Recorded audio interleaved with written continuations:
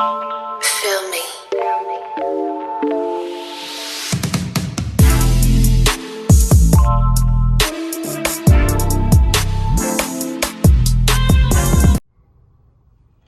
Ayun guys, napagtanto ko, lagi ako nagluluto ng maha pero wala pa tayong video. So, ang ginagawa ko, napag-mix ko na yung cornstarch at saka yung sugar, gatas, fresh milk ang pinantutunaw ko. Pwede naman siya direct doon sa gata, pero sa akin, mas prepare ko na tinunaw na dito. So, pagka mix ko, halo-halo lang ng ganyan, unti-unti hanggang sa matunaw siya. Tapos ito guys, ito na yung gata natin. Nilagay ko na siya, dilata ang gamit ko kasi wala namang gata dito na na fresh. So inka ng gamit natin. Yung sukat, ilalagay ko na lang sa description. Ito na siya guys. Ito na siya. Na-mix na natin yan. So, isasama na natin yan dito sa gata. Hindi ko pa binubuksan ng kalan guys kasi gusto ko munang matunaw muna sila. Yan. Yan siya oh. Nag-mix na yung sugar at saka yung cornstarch. So, pag nilagay mo yan doon at may apoy, technically, matutunaw naman talaga siya. So, ito na siya guys. Buksan na natin.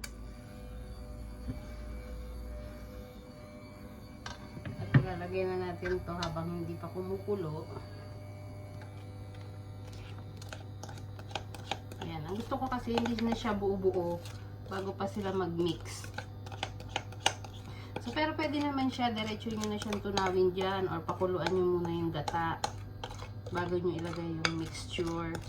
Pero prepare ko yung ganito para pagkaluto, isang luto na lang.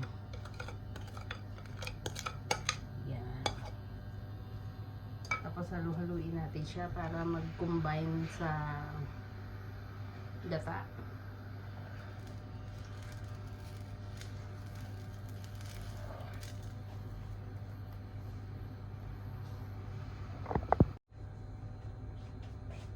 Tapos guys, isama na rin natin to kaagad. Para yung, kung daw luto na siya, maganda pa rin yung kasama siya sa pagluto. Para alam nyo kung gaano kadami yung mais. Yan.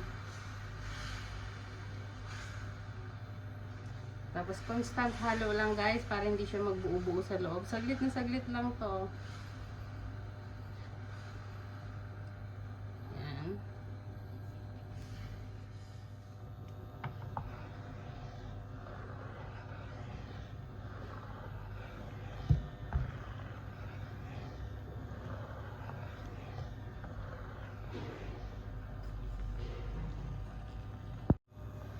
So, yan siya guys. Mapapansin nyo medyo may mga bumubuo-buo na. So, mean siya na yung cornstarch na medyo naluluto na. Yan.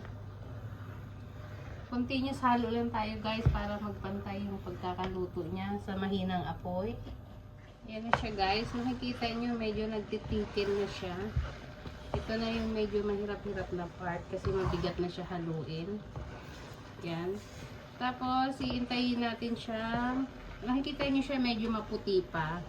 Magkakaroon siya ng effect na medyo konting yellowish na makinang. Kasi pag makinang na means luto na siya. So, ayan siya guys, oh. Medyo, ano na, mabigat-bigat ng haluin. Kasi medyo lumalapot na siya. Magbawas tayo ng... So, yan na siya guys. Heavy na yung ating yung consistency niya. Yan. Ito nyo naman. So, medyo yellowish na siya ng konti. Nag-mix na yung pagkaluto ng cornstarch at saka yung ating corn kernel.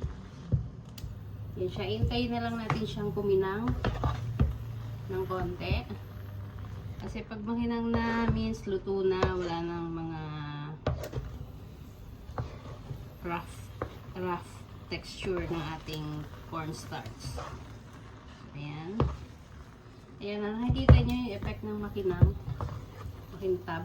Yan, ganyan no. Yan, kumikintab na siya. So yan ang ating hinahanap. Yan.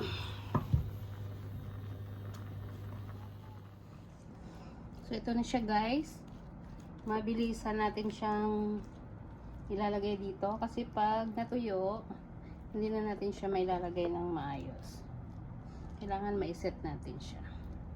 Actually, hindi na natin to kailangan i-grease yung lagayan kasi sa gata naman siya niluto. Lutong-luto naman yung gata.